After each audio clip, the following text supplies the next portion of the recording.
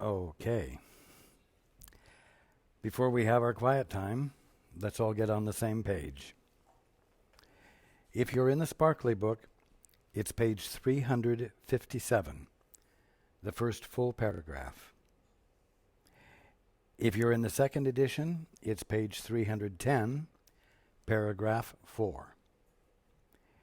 If you're in the first edition, it's page 288, the last paragraph. If you're reading from the JCIM, it's page 150, the first full paragraph. And if you're reading from the CIMS edition, it's page 300, paragraph 38.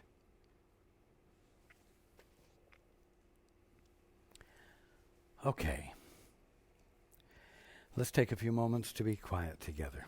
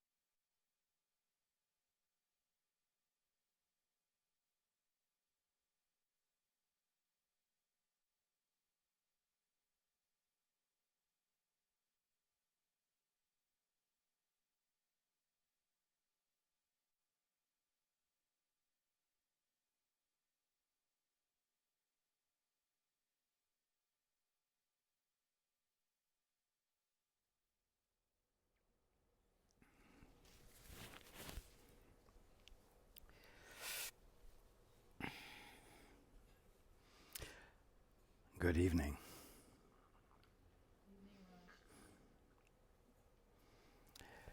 And welcome to everyone who's joining us on the internet.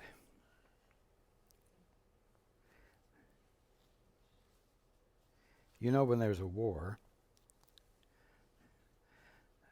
usually a conscript is set up, and you'll see in various countries, in various forms, what was seen here in the United States. Uncle Sam saying, "We need you." Now, there's a call to peace.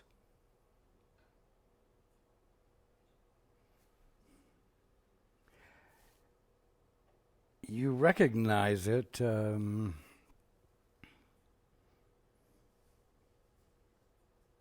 on the world stage today.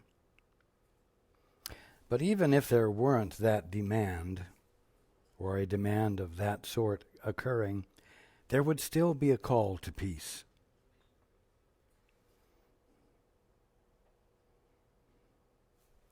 The Course is a call to peace.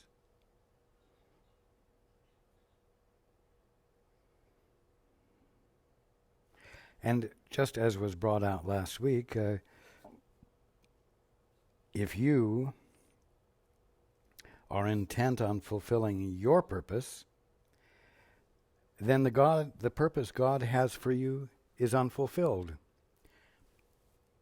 There's an emptiness, a void there, because you're preoccupied with your own private little business. You know. Picayunish, chicken shit, little itty-bitty business. I say itty-bitty business because your function and your purpose is infinite, not little itty-bitty. You're needed.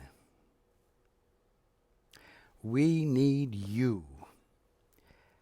God needs you. The brotherhood that is awake needs you.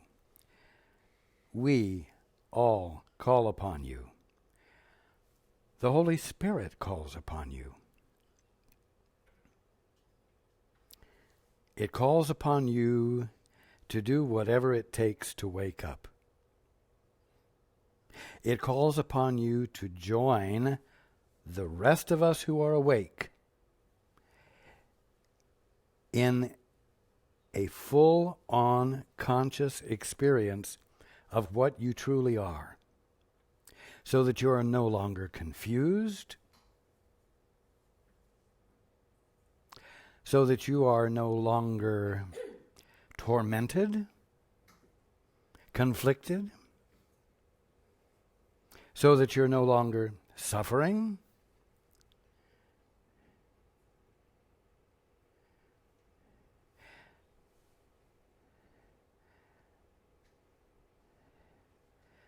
we call upon you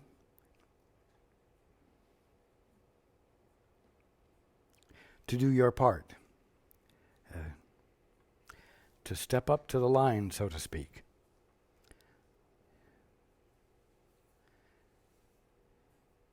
And fulfill your purpose.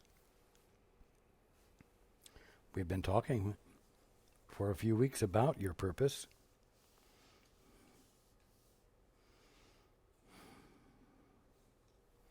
Your purpose is to reflect the Father's will.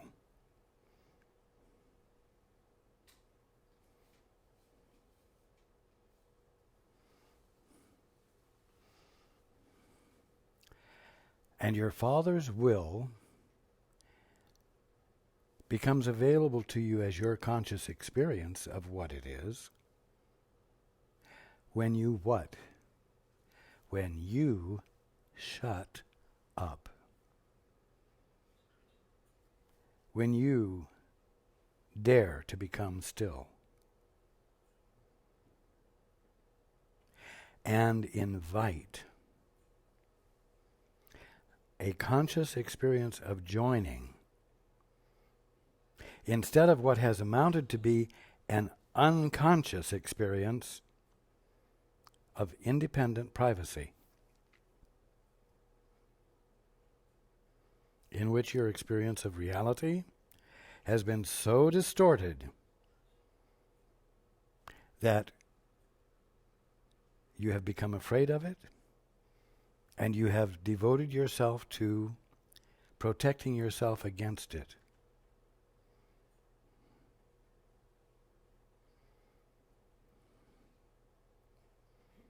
You kick against the pricks, as it says in the Bible. The pricks are the parts of the kingdom of heaven that you're misunderstanding, misperceiving, and that you're reacting to. And so you fall in the middle of the kingdom of heaven and you break your leg. A totally absurd thing. But the moment, I tell you, the moment you abandon the mindset that says it's a material world, a material universe, it's polarized, it is a balanced antagonism, you will find that it will be impossible to break your leg if you fall. You will find it impossible for impact to occur. And you will find that if you did fall, or if you had fallen and been injured and you were in the middle of recovery, that recovery could suddenly be instantaneous and total.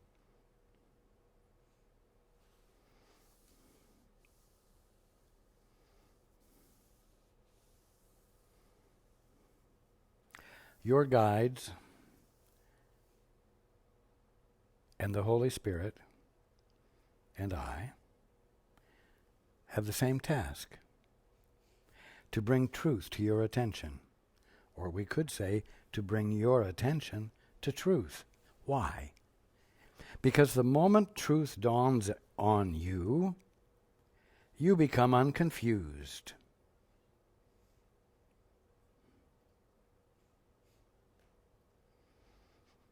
Peace is immediately established. And clarity grows, for lack of better words.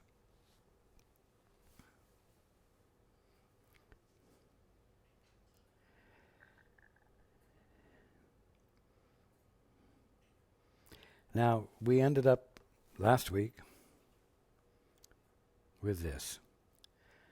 God would have his host abide in perfect freedom, and you are his host.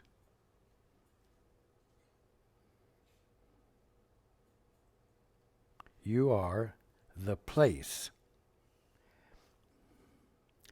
the fluid, flexible, willing place in which God abides and expresses himself. Expresses, meaning creation. Every allegiance to a plan of salvation that is apart from him diminishes the value of his will for you in your own minds. And yet it is your mind that is the host to him.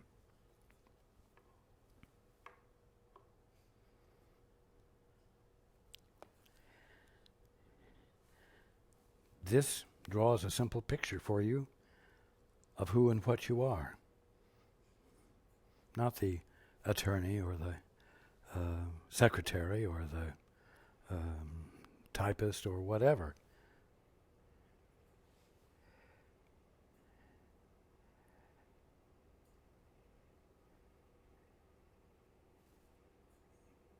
You are the host of God. And what that means in its fullness awaits your conscious experience. And it will await your conscious experience forever if it takes forever for you to desire to have the experience. It is up to you. It's up to you to ask for it. It's up to you to press for it.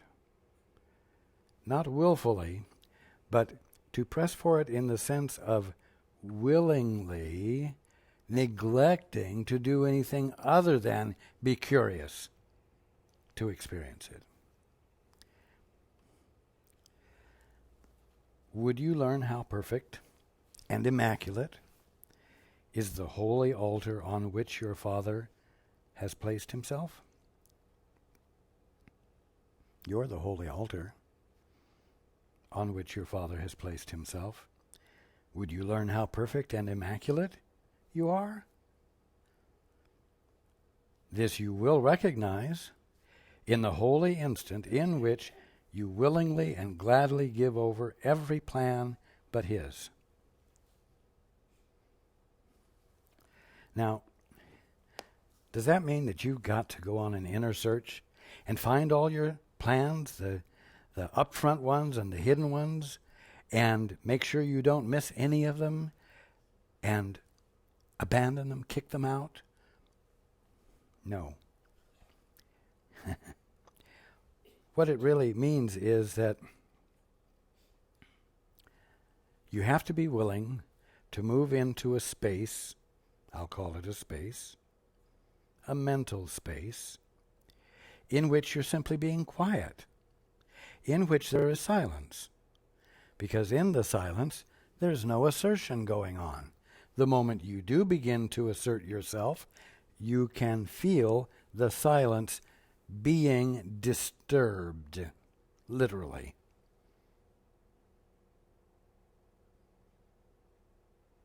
The disturbance will not escape your attention. So when you go into the silence, you are willingly and gladly giving over every plan but his, because you're neglecting to exercise any plan of yours. This is very important. You don't have to ferret out all of the underhanded secret plans you have for your salvation in order to have salvation given you. You just have to stop employing them. And you can do that by becoming still. Be still and know that I am God. Throughout all of the major religions, stillness is fundamental.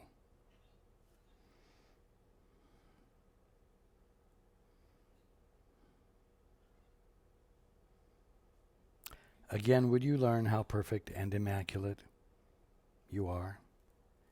Would you learn how perfect and immaculate is the holy altar on which your Father has placed himself?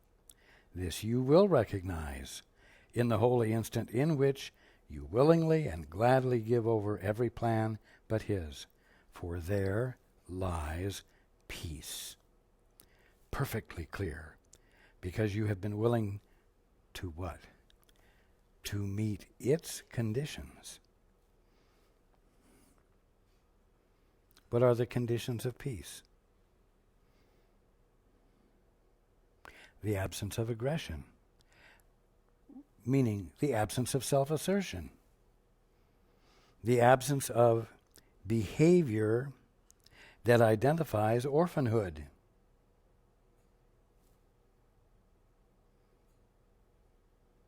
You can claim the holy instant anytime and anywhere you want it. In your practice, try to give over every plan you have accepted for finding magnitude in littleness. What does that mean? Finding magnitude in littleness?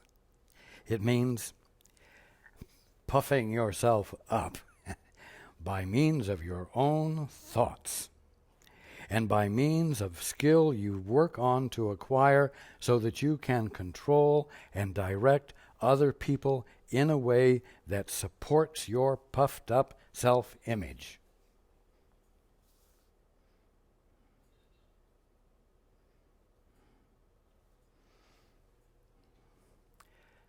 Magnitude is what orphans try to generate through independent acts of will to prove that they are real while not claiming a source, while not acknowledging or recognizing a source. It's that simple.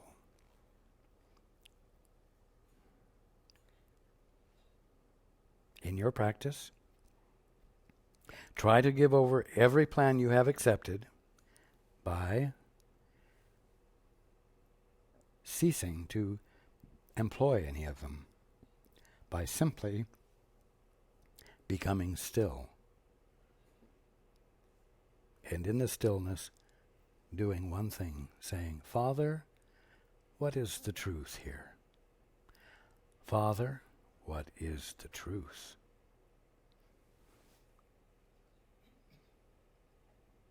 In your practice, try to give over every plan you have accepted for finding magnitude in littleness.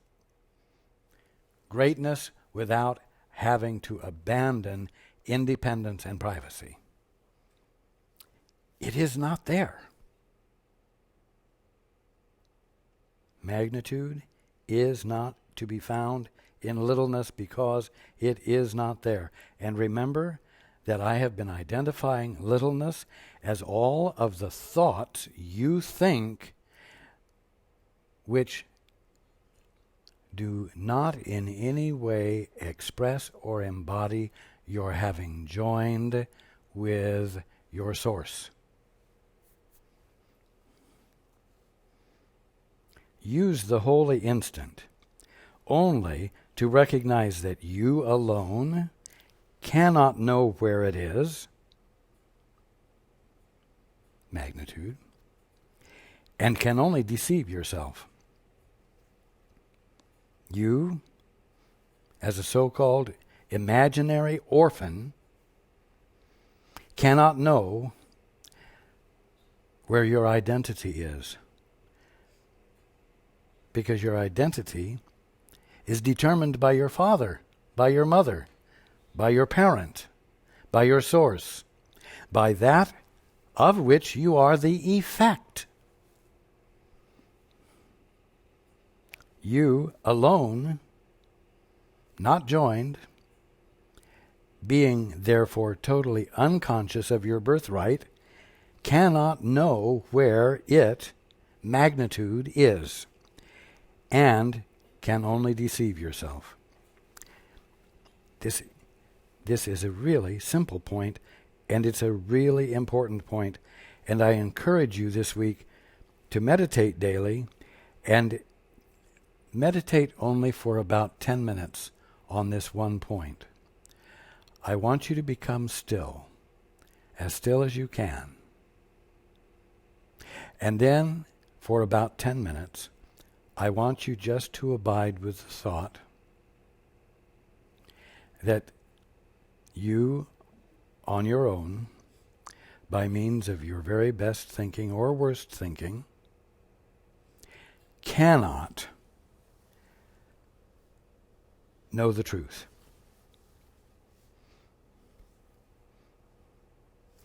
And that anything you do from that standpoint will be self-deception.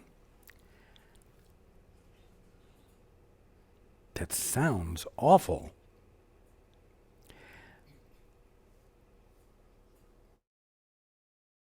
Because it sounds like it's a judgment against you. But it's not. It's not a judgment at all. It doesn't say anything about your inherent or innate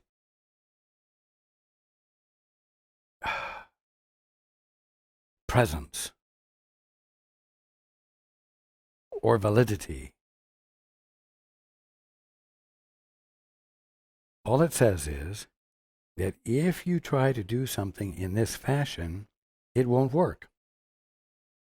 And in the knowing that it won't work and that it never has, and that the only result there has ever been self-deception, which means that you've been ignorant, all you have to do is stop doing that in order to escape the ignorance. So instead of being an awful judgment against you, it's a stepping stone out of an illegitimate experience of being, one that it's not your birthright to be experiencing, and one which you need to be free of.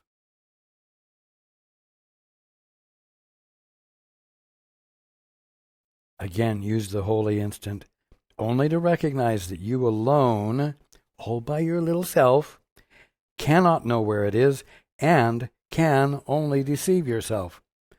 Now, if you will just let that register with you without reacting to it, you will realize, wow, I don't want to deceive myself. And if I'm deceiving myself by means of thinking I'm engaging in, without being joined with the Holy Spirit, or my guide, or the Father, then I'm going to stop thinking. I'm going to begin to make time to be still, and do it more and more consistently. And if I must engage in an activity, I will engage in it to the best of my ability without leaving that place of quietness. In fact, I will desire to know, if I am in the middle of an activity, how to engage in that activity with divine grace. How every aspect of what I'm doing in that activity might express God. I will ask to find out how to be inspired in whatever task I'm engaged in, and then still take time to quietly not engage in tasks and practice the stillness, so that stillness becomes familiar to you.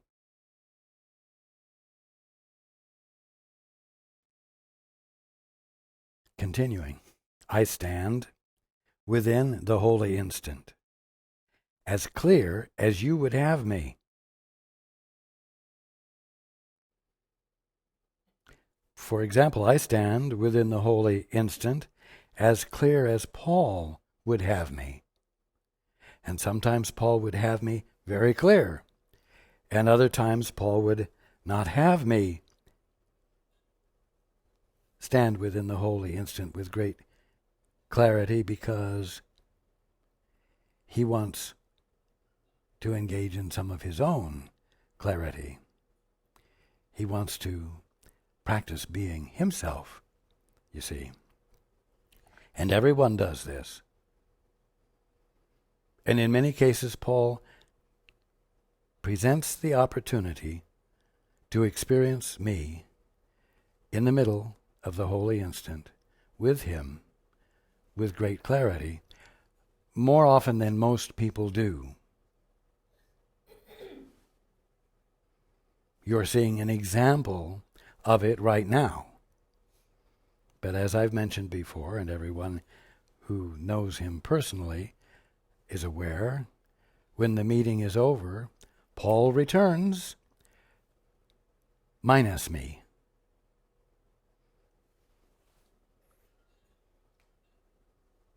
So, at that point, I stand within the holy instant, as clear as he would have me, which isn't real clear. Now, is that a judgment on him? I understand that some people do not like me using him as an example. But I'm using him as an example here of the fact that he's quite capable of doing and being what works, as well as doing and being what doesn't work. Okay? Just as each one of you does.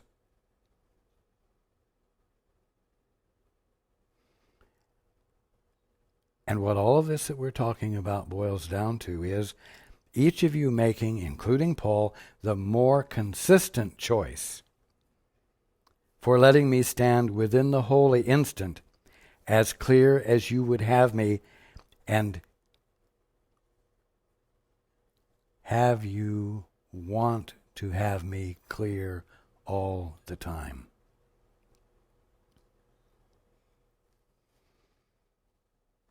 I stand within the holy instant, as clear as you would have me, and the extent to which you learn to be willing to accept me is the measure of time in which the holy instant will be yours. The moment you say yes, without holding out for a plan of your own, without filling the silence with some bias or project of your own, as soon as you do that, the holy instant will be yours. It's that simple. That you're not doing it simply means that you're not doing it yet. And that you're not doing it means that you are constantly provided with the opportunity to do it. And that's all it means. And we are calling you to let it happen. We're saying, join us, so that you might consciously experience the communion that it's your birthright to be experiencing, and in which the conscious experience of what you divinely are will become yours, and you'll no longer be inclined to try to be in a room of independence, reaching for the truth, so that you might bring it into the room of independence and improve the conflict, which is unavoidable because independence is being attempted. You see? I call to you to make the holy instant yours at once, not next year, not when you've refined your soul. I call to you to make the holy instant yours at once, for the release from littleness in the mind of the host of God depends on willingness and not on time.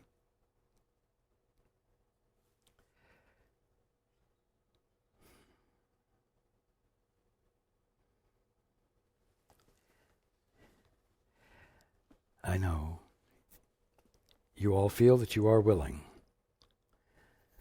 But how can I put it? Are you willing to invest the time? Are you willing to make a commitment to an ongoing willingness that doesn't become disturbed by little attempts on your part to act independently and get the satisfaction, the hit that comes from it, which actually amounts to nothing but fear?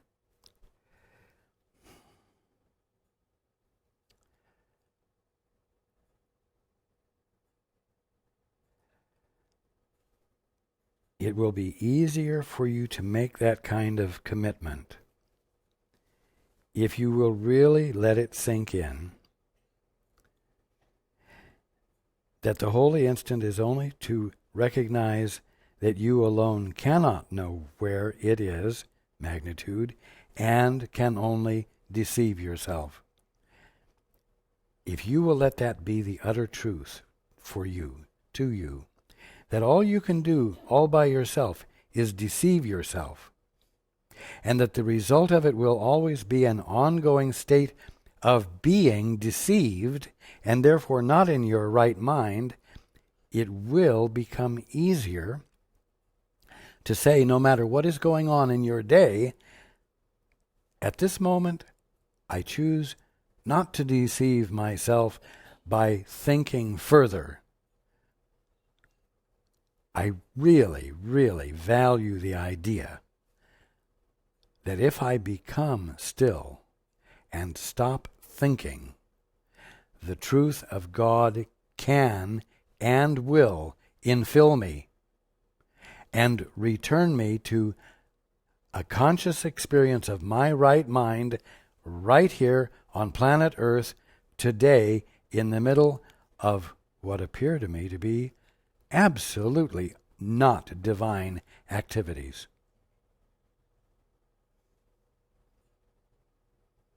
And I'm willing to do it because of the promise I have been given that if I do that, these so-called undivine activities will be revealed to me because of a sudden shift of perception I've gone through that allows me to see what is divinely going on instead of what I misperceived to be going on and convinced myself of.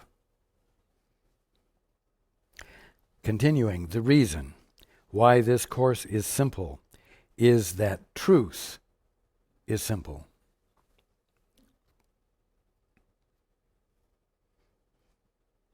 Complexity is of the ego and is nothing more than the ego's attempt to obscure the obvious. Now, when Paul listens to me, as right now,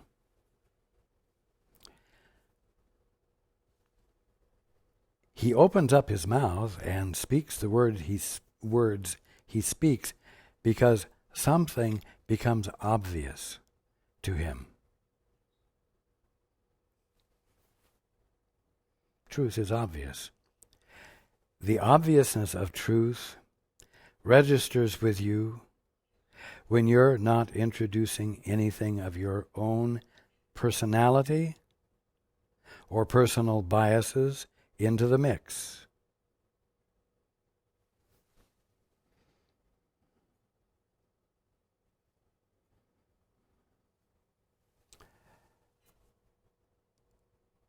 When you become still and things become obvious, and part of the obviousness includes opening your mouth and expressing it, it is not experienced as a personal capacity of your own. What became obvious is not a creation of yours. And so, when you dare to become still and abandon your own intents, your own willfulness, your own best judgments and concepts, and you become receptive like a sponge, you do become filled up.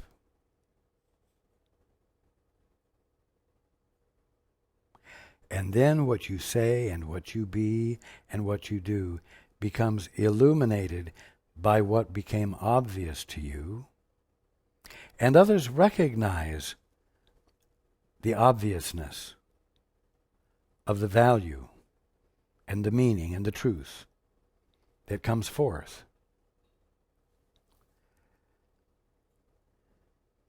That's the way being is. That's the way you, being neither behind the point of perfection nor advancing toward it, bees, exists, fulfills your purpose.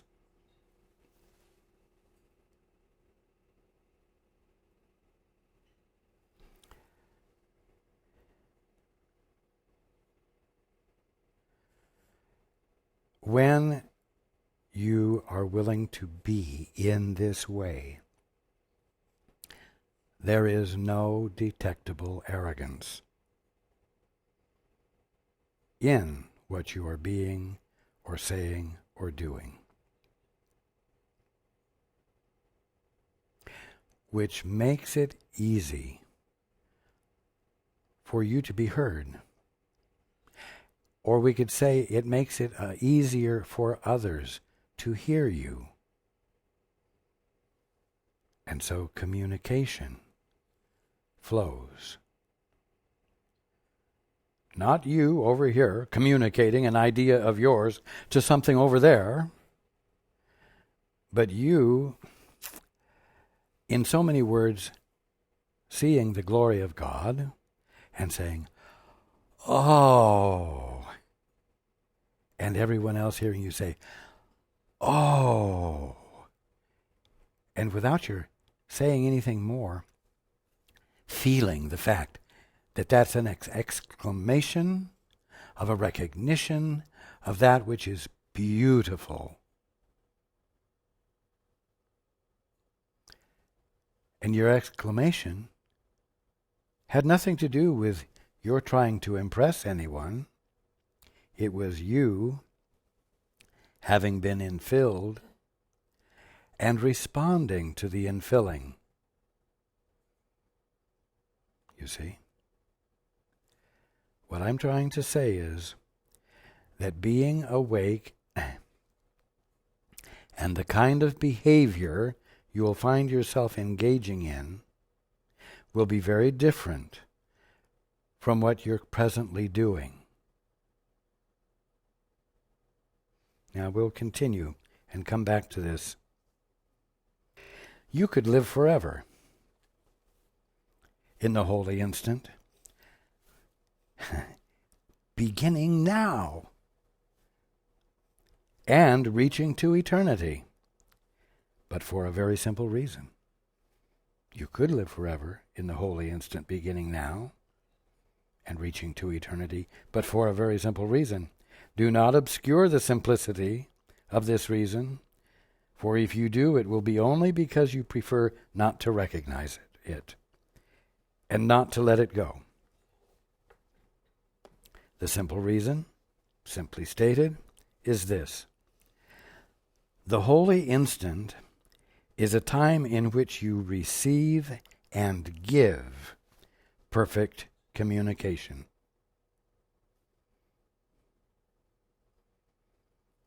This means, however, that it is a time in which your mind is open both to receive and give.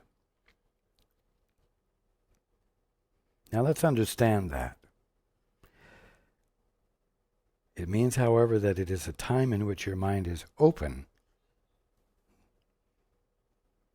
like a doorway without a door on the hinges, just open, both to receive and give. Well, you say, well, every day I engage in communication with people, and I receive and I give. They say things, I receive it. I give by saying things back. You see, and there you are in the picture. You're there as a giver backer, and you're there as a receiver, and the receiving and the giving has to do with what I'm going to call two-way communication that, at the very least, really is adversarial. Really is adversarial.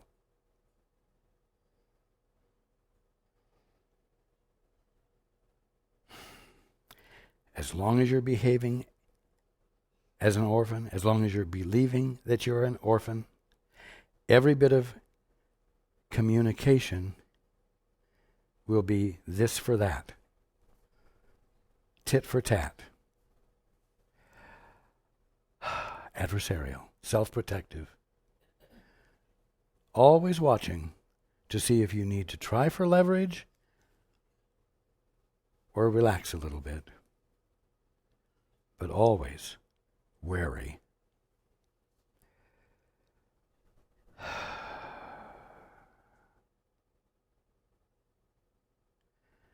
What does it mean to receive and give? I'll tell you, it's what is happening right now with Paul. It isn't a matter of receiving from your fellow man in a game of tit for tat or leverage. It's standing in the silence, having abandoned the attempt to be self-assertive as an object or a thing called a human being, an organism, a thing with a piece of meat in its head that is able to cogitate and come up with conclusions. No. It's about being a state of mind in which silence has been honored which, by virtue of what silence is, invites the infilling of reality, which we could call the Father's will. And, as I said, it causes a response, which could be, oh, or it could be words like the words I'm using right now, words like Paul is formulating with his lips and voice right now. Either way, it is an acknowledgement of the registering of truth that has become obvious by virtue of valuing the stillness. And so, receiving occurs and giving occurs. But in the process, Paul isn't bouncing his tiny sense of himself off of what he perceives your tiny sense of yourself is. It's not a bantering about. It isn't a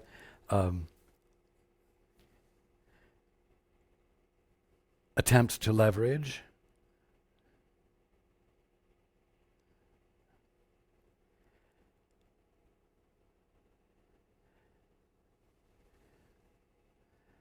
There is no arrogance to it, because there is no personal assertion to it. And yet something utterly meaningful is happening.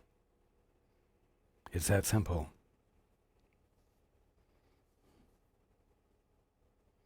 The holy instant is a time in which you receive and give perfect communication.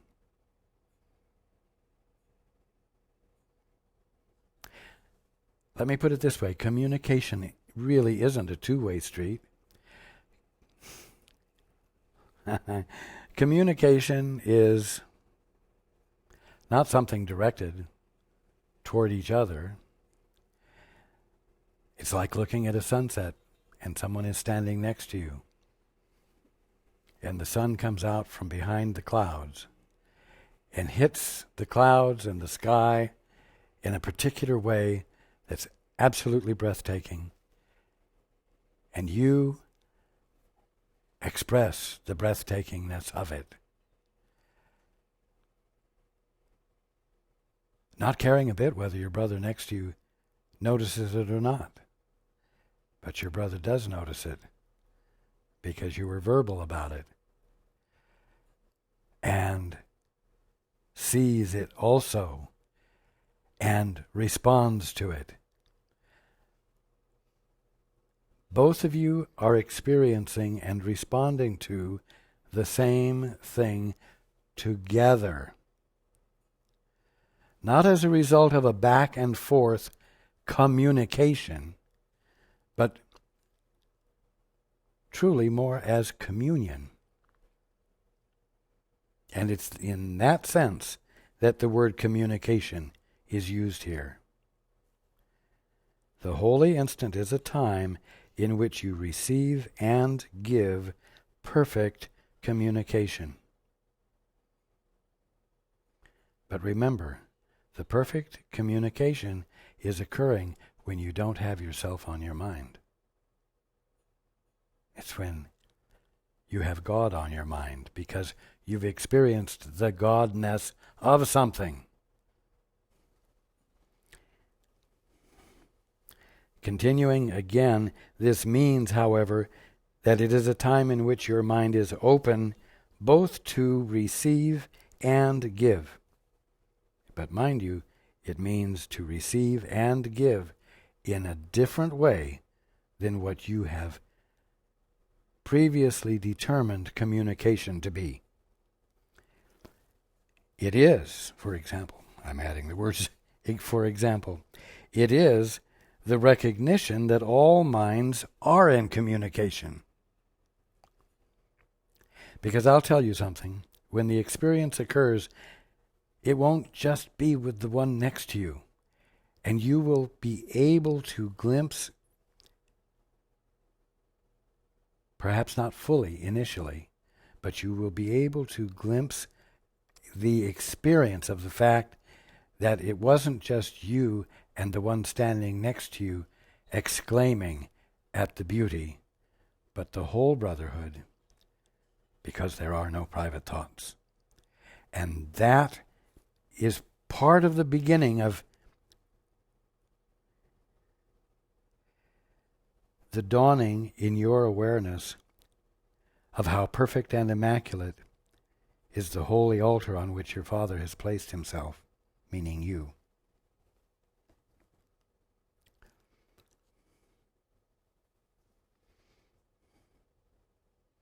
Again, it is the recognition that all minds are in communication, not will be, are, and therefore already have been.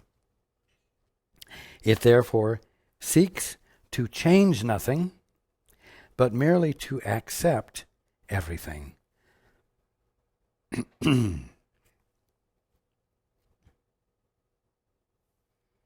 Whoa, does that mean you're going to accept sickness? Does that mean you're going to accept sickness and sin and death? Are you going to accept murder? Are you going to accept violence? You're going to accept everything?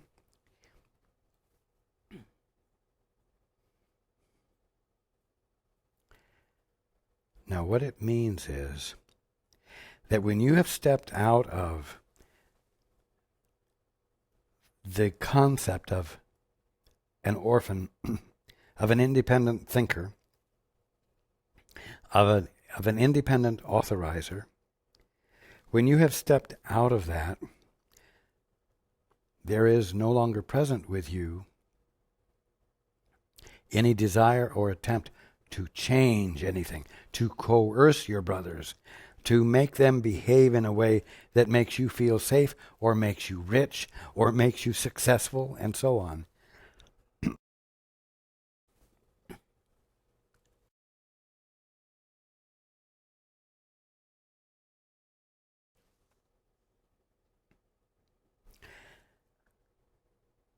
And in the absence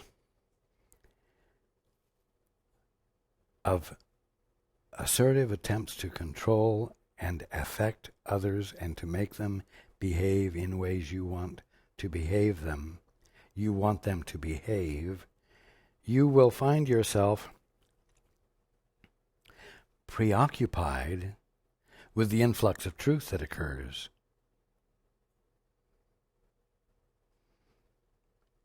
And the fact that the truth is so obvious.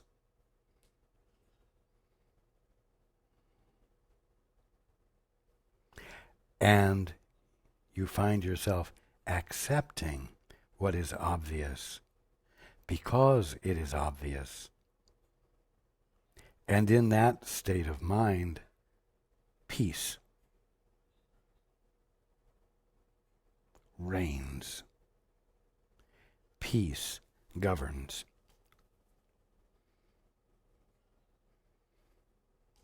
How can you do this when you would prefer to have private thoughts and keep them? Your nice little secret thoughts.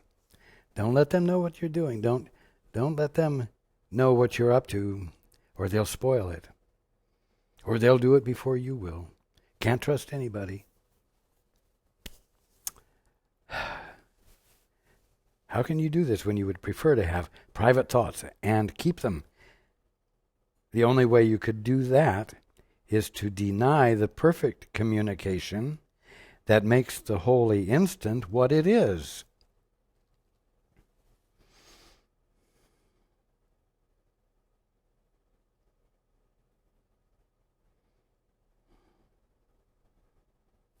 The holy instant is that moment in which you give and receive perfect communication.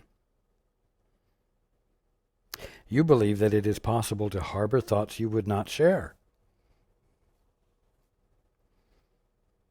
Either hateful thoughts that would embarrass you if others knew of them, or excellent thoughts that you are afraid people would take and run with and benefit from before you could benefit from them.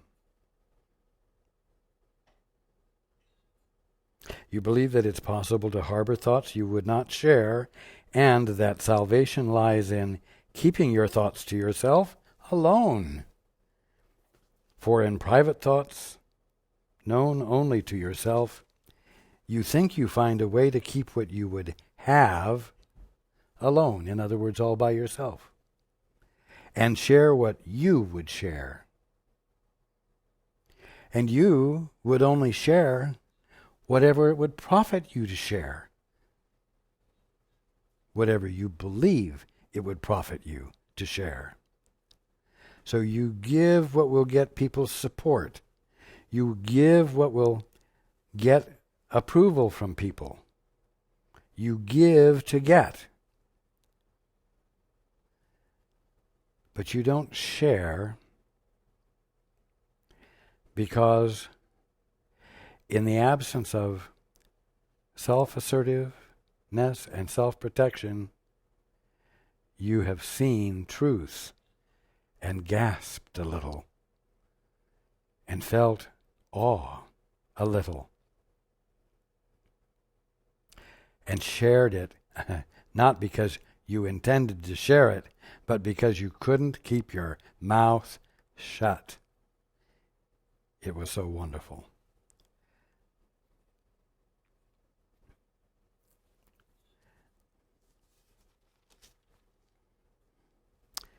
In private thoughts known only to yourself, you think you find a way to keep what you would have alone and share what you would share, and then you wonder why it is that you are not in full communication with those around you and with God, who surrounds all of you together.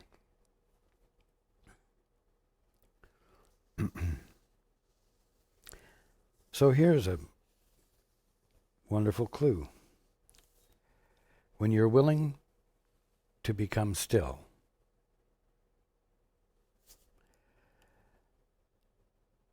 and when you are willing to invite in the Father's point of view, meaning that you truly want to know the truth, you find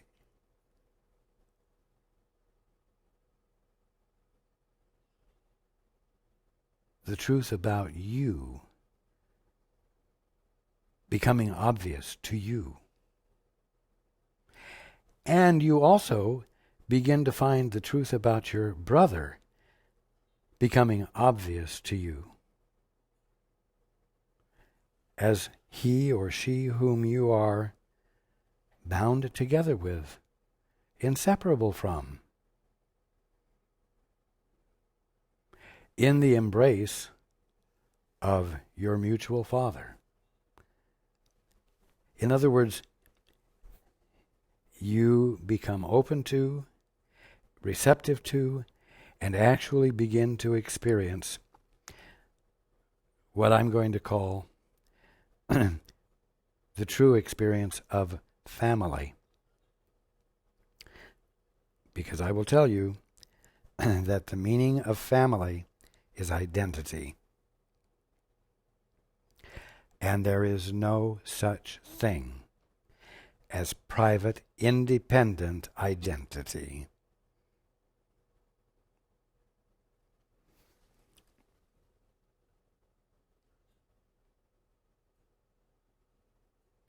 Every thought you would keep hidden shuts communication off because you would have it so. Yes, you would have it so. And you make it so by valuing your private thoughts and by being unwilling to be completely, unconditionally open to and receptive to your brothers and sisters and your world. And thus you do not see them as the sons and daughters of God, and you do not see the world as the kingdom of heaven. But that is what it's your birthright to be experiencing. And that's what I'm calling all of you to have.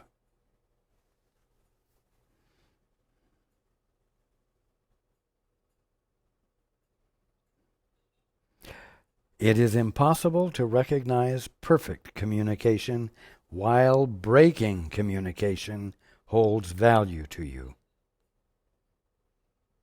Ask yourselves honestly during this coming week, would I want to have perfect communication? And am I wholly willing to let everything that interferes with it go forever? If the answer is no, then the Holy Spirit's readiness to give it to you is not enough to make it yours. For you are not ready to share it with Him. When you share something with someone, neither one of you has a position of dominance. True sharing constitutes a mutual act of humility and absence of arrogance.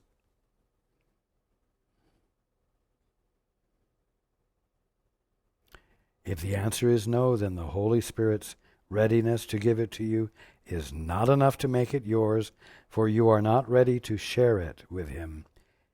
And it cannot come into a mind that has decided to oppose it. How do you decide to oppose that? By claiming the right to think your own thoughts. Again, the practice of littleness. For the holy instant is given and received with equal willingness. See, no one dominating. Being the acceptance of the single will that governs all thought. Whoa, governs all thought. What is it that governs all thought? Not some presence that is going to govern you. What governs all thought is the obviousness of truth that becomes obvious to you when you desire to know what it is.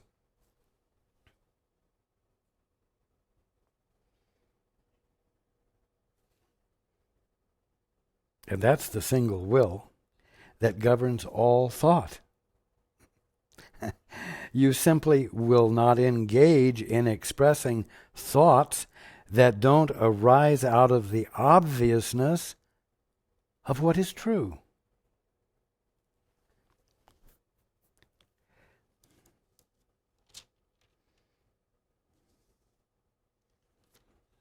So,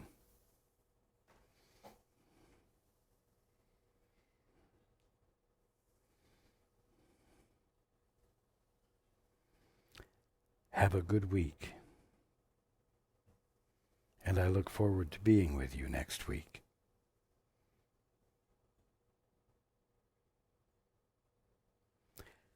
Love the fact that anything you do on your own will constitute ongoing self-deception which doesn't serve you at all, and then dare to avail yourself of silence as consistently as you can during this next week, with a constant invitation to know the truth.